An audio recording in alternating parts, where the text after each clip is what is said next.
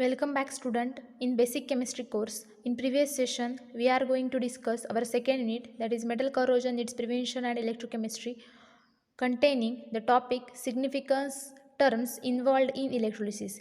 In this topic having a different terms we will discuss, and we already discussed some terms. First term is electrolytes. So the electrolytes means the substance which in aqueous solution or in molten state they can liberate their ions and allows electric current to pass through it. This type of substance will be called as the electrolyte.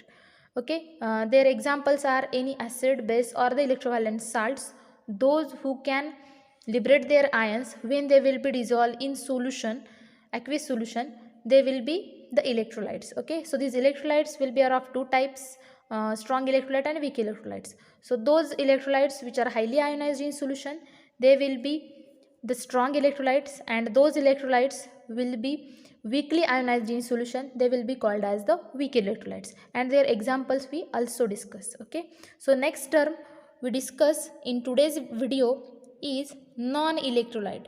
So what is mean by non-electrolyte? So non-electrolyte is a substance which is a non-conductor of electricity. Those substances which are non-conductor of electricity will be called as the non-electrolyte. For example, alcohol, petrol, oil, starch, sugar are the non-electrolytes, because in these substances they does not conduct electricity, so that's why they will be the non-electrolyte. Next term is the electrolysis. So electrolysis means the process of chemical decomposition of an electrolyte by passage of electric current. In this process, the chemical decomposition or the chemical reaction of in between the electrolytes will be carried out. When the electric current will be present, this process will be called as the electrolysis. So when the electrolysis will be carried out, then that times electrolytic cell will be generated, and this electrolytic cell will be also called as the voltmeter. Okay, so what is the electrolytic cell or the voltmeter? So electrolytic cell means it is a device in which a external source of voltage is used to bring about a chemical change. In this device, when we apply external source of electricity, then the chemical changes in between the electrolyte will be carried out. So and electrolytic cell can be generated. So this electrolytic cell, we use the apparatus will be of convenient shape, size and the material in which the electrolysis will be carried out. So it is in this electrolytic cell we use the apparatus, they will be in convenient size, shape and material will be used. And in this electrolytic cell, when the electrolysis will be carried out, different apparatus we will be used. So this apparatus we will discuss here. So first apparatus we use is the positive and negative pole of the battery. That means we use the one of the apparatus is the battery. So we discuss here. So in electric battery, in which the chemical energy is converted into the electric energy. So we use the battery in electrolysis process, because in this battery they converts the chemical energy into electrical energy, and that time electrolysis can be take place. So in this electric battery has a two poles. One pole is the positive and other pole will be the negative, and this pole will be differentiated by different colors. So in electric battery, having a positive pole is generally red in color, and the negative pole of this battery will be either blue or black in color. So that type the battery will be designed. The battery containing positive pole is generally red in color, and the negative pole of the battery button is the blue or black in color. So this is the battery will be used in electrolysis process. Another, also we use the different electrodes when electrolytic cell can be generated. So these electrodes are the metallic or non-metallic rods or the plates or the foils, and these foils or these rods will be immersed in electrolyte solution. So electrodes are generally metallic or non-metallic rods or plates or the foils, and in these electrodes the electric current will be passed into it, and also they will be passed out of the solution. So we generally say the electrodes are electron carriers, and also there are of two types of the electrodes will be seen. So one of the electrodes are active electrodes and some of the electrodes are the inert electrodes. So active electrodes means the electrodes which can act as an electron carrier and also take part in chemical reaction. So those electrodes are also electron carrier and also they will take part in chemical reaction. This type of electrodes will be called as the active electrodes. So examples of these active electrodes are the copper and silver. These electrodes will be the active electrodes because these electrodes also carry the electrons in the solution and out of the solution, and also they can take part in the chemical reaction. So that's why this type of electrodes are the active electrodes. So this is the active type of electrodes. Another type of electrodes are the inert electrode. So this inert electrode means the electrodes which simply act as an electron carrier. They does not participate in chemical reaction. This type of electrodes will be called as the inert electrode. This type of electrodes will be called as the inert electrode. So this inert electrode which only carry the electrons in and out of the solution but does not participate in the chemical reaction. So that's why they will be called as the inert electrode. And the examples of the inert electrodes are the platinum and graphite are the inert electrodes. So this platinum and graphite which only carry the electrons and does not take part in the chemical reaction, so that's why they will be the inert electrode. And also these electrodes will be are of two types. So one of the type is anode and another type is the cathode. So the anode and the cathode, so let's see which electrodes will be act as an anode. So the anode, the electrode which is connected to the positive pole of the battery will be called as anode. So those electrode will be attached or connected to the positive pole of the battery. That means they will be connected to the red pole of the battery will be the anode, and this anode will be positive electrode. So that's why they will be connected to the positive pole of the battery, and the electric current is passing. There is a flow of electrons from anode to the positive pole of the battery. The electrons transfer from anode to the positive pole of the battery. That way the flow of electrons will be carried out, anode to positive pole of the battery.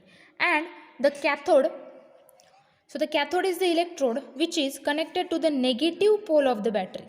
So those electrode which will be connected to the black or blue pole of the battery will be the cathode. And cathode is the negative electrode. Cathode is negative electrode. And the flow of electrons or the flow of electrons is from negative pole of the battery to the cathode. Flow of electrons is from negative pole of battery to the cathode. So also one of the question, so this type of the two electrodes will be seen when electrolysis can be carried out, cathode and anode. And this cathode and anode having main difference is the cathode is the negative electrode and anode is the positive electrode, and the flow of electrons is from the cathode is from negative pole of battery to the cathode, and in the anode the flow of electrons is from anode to the positive pole of the battery. So let's see next the mechanism of electrolysis. Then we discuss the mechanism of electrolysis. So firstly, what is electrolysis? So electrolysis is a chemical change produced by passing electric current result in decomposition of substance is known as electrolysis. That means when a chemical, the substances which undergoes on decomposition and have a chemical change and produce, when the electric current can be passed through it, then that time the process will be carried out, will be called as the electrolysis. So as per the Arrhenius theory of ionization, the molecules of electrovalent compound when dissolved in solvent or they will be melted to its melting point, they can split into the two types of ions. One is positive ions and another one is negative ions. So these ions which undergoes on electric current travel towards the oppositely charged electrodes. Then the ions which traveling towards the cathode, will be called as the cations, and the ions which traveling towards the anode will be called as the anions. Okay. So this electric discharge will be takes place when the anions reaches at the anode. Then that times the anions which can reaches at the anode and the cations which can reaches at the cathode. For example, we take here is the sodium chloride molecule. It is one of the electrovalent compound. When this sodium chloride will be dissolved in proper solvent, then that times, or they can melted, then that times they can produce the two types of ions. That is, one of the type of ion is Na plus, another type of ion is Cl minus. Then that times those ions which can travel towards the cathode, they will be called as the cations. That is, Na plus ions will be the cations, and the one of the ions which can travel towards the anode will be called as the anions. That means the Cl minus ions will be the anions. So when the electric discharge takes place, so in this, so we see here one of the type of electrolytic cell. In this cell having two electrodes will be there. One is a cathode, another one is anode, and the electric current will be passed through it. That means these electrodes will be connected to the battery. When the electric discharge takes place, then that times the anions will be reaches at the anode and the cations will be reaches at the cathode. Then that times reactions will be carried out at the cathode and anode. We will see here. So the reaction will be occurs at the cathode is, in this reaction containing the cations will be reaches at the cathode and acquire the electrons from the cathode, then the charge is neutralized. That means these Na plus ions which can tendency to gain the electron. So that's why they can gain the electron and forms the neutral sodium metal atom. So in these reactions, gain of electron will be carried out. So that's why the reduction reaction can take place at the cathode.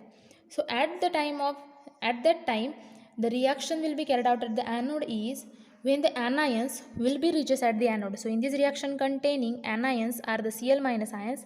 So these Cl minus ions, that means the anions which reaches at the anode, and they remove, leaving behind the discharged neutral atom. They can giving behind the discharged neutral atom or a group of atom. So that means the reaction will be carried out as, this is the Cl minus ions, that is the anions will be reaches at the anode. So that their tendency will be, they can lose their electrons and forms the neutral chlorine atom.